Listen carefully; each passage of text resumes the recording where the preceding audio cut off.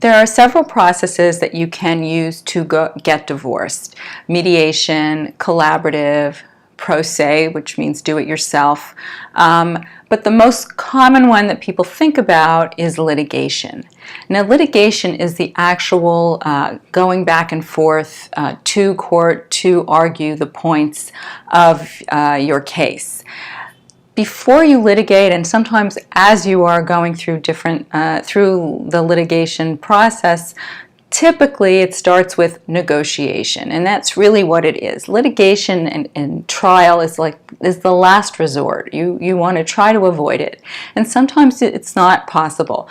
But if you hire an attorney and your spouse hires an attorney, and the two teams, so to speak, negotiate, that's often referred to as litigation, but it's in fact a negotiated divorce. And the idea is to try your best to negotiate, because if you end up in litigation in court in front of a judge or having a trial, it is incredibly expensive.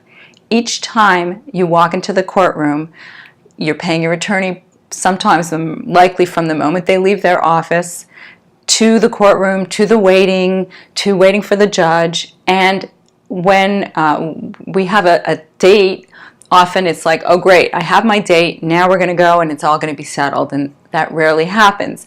Sometimes one piece gets litigated in front of a judge. Sometimes the judge sends you back for court-appointed mediation. It's a long, long process, and to the extent you can avoid litigation, do your best.